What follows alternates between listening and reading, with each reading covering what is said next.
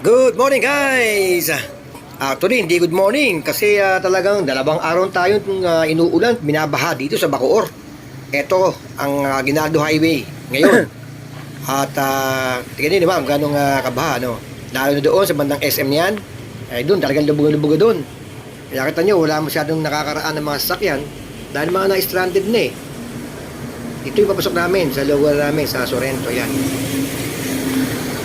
Ganyan naman. Pero dito sa bandang amin medyo mababaw pa, no? Hindi naman grabe. Pero doon sa dulo diyan, banda sa Pote, bandang Nyog, doon sa banda doon, papuntang Coastal. Grabe na raw diyan. Kaya kukunti na mga dumadaan. Ginawa tong drainage dito mga 2 months ago. Pinalaki nila. Pero sa tuloy na ulan na yan, yung volume ng tubig hindi na nakayanan din, wala rin. So ayan, no, dami ng mga nag-uusyoso rin, pareho ko. So ito, medyo marating mukhang nagakot ng mga tao to. Ayan, no, bayanihan response, sinakay nila yung mga na-stranded ng mga tao, walang masakyan So buti naman may ganyan, no, na matulungan yung ating mga kabayan. Ayan, ang laki nito. Tsaka talagang yan ang panlaban sa baha talaga. Napakataas, oh. Ayun. So, eto, may mga umiikot pa mga, mga patrol, no? Pero, kaya mo, pagka ganyan kasi ibang tao, wag na lumabas. Lumalabas pa kasi, pupunta ko sa palengke pa. Diyan lang kayo bumili sa mga bahay ninyo, sa may mga lugar ninyo, mga talipapa. So, ito yung sa bandang side ng Aymar, papuntang Sorrento. Makikita nyo dyan, no? Malalim na. Hindi na kami dumadaan dyan. Wala na dumadaan dyan. Pero yung mga rider, no? Yung mga nagdi-deliver, hindi nila alam na yung kabilang side ng IMART doon walang baha. Dapat doon sila dumaan. Pero kayong mga residente dito, alam namin doon kami dumadaan. Kaya ang daming tumirik dyan ng mga motor, mga riders. Kawawa naman. Magdi-deliver ka lang, natirik ka pa. Ito yung kabilang side. Hindi, yan pa rin. Yan pa rin ang sinasabi ko kanina na huwag nang dadaan dyan. So, ito yung labas ng IMART, tapat ng Ginaldo pa rin. Nakita nyo naman, talagang wala masyadong tao na rin. Kasi wala masakyan. Ba't ka palalabas? Ito yung phase 5 dito sa lugar namin sa Sorrento. Phase 5, phase 4. Yan talaga, sukit talaga sila sa baha. Pag sobrang lakas talaga ng ulan, laging ganyan ang sitwasyon nila. Kaya nakakaawa yung mga tao dyan, no? Umapaw pa naman yung creek. Pag umapaw yung creek, hindi makakalabas yung tubig, kaya ayan, bumabaha. Ito yung winter green. Sa phase 1 niya, winter green, papunta yan doon sa Hyacinth. Ito naman yung bandang Mimosa, going to Orchids. Sa Midulok, Orchids yan hindi na ako pupunta doon dahil medyo malalim So ayan ang Mimosa na tawag natin, no?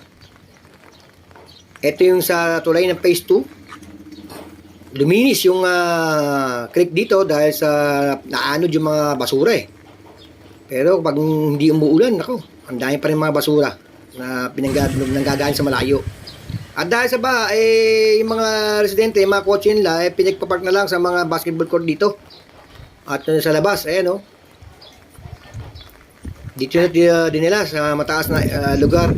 Dahil doon sa bandaron na hindi ko napupuntahan, doon, yan, dyan. May mga bahana dyan. So, may phase 2, phase 3, yan, hanggang phase 5 yan. So, hindi ko na pinuntahan. Ito yung bandang Hyacinth. Phase 1, Hyacinth. Medyo baba lang. Ito yung Magnolia Street. Mga ankle deep lang naman ang mga baha dito. Hindi pa naman grabe, pero perwisyo pa rin, no? Yan ang Gardenia. Going to Daphne. Pag kumaliwa ka sa dulo, Daphne, ayan, meron din silang baha ng konti. Ayan.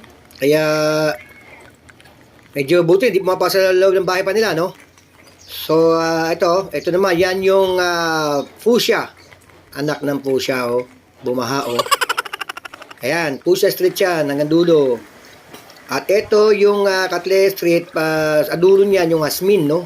Diyan medyo mataas-taas ng konti, lampas sa uncle, Taas-taas dyan At ito, papuntang labasan na yan. Yung area na yan.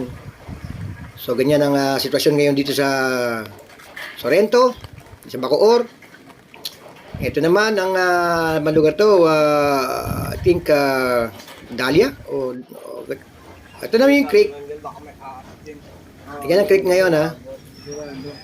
Malinis ngayon. At dahil tumaas yung tubig sa creek, kaya yung mga baha dyan sa phase 5, phase 1, mga ganyan, hindi makakalabas talaga yung tubig. Kaya hihintayin talagang bumaba yung creek na yan para lumabas sa drainage yung mga tubig. Ayan oh, puro basura. May patay pang aso. Bumara dun sa tulay. So ayan ang kaganapan dito sa Sorrento at sa Ginaldo Highway, Bacoor. Luminis Ingat no? po tayo lahat. Maraming salamat sa inyong panonood. Bye!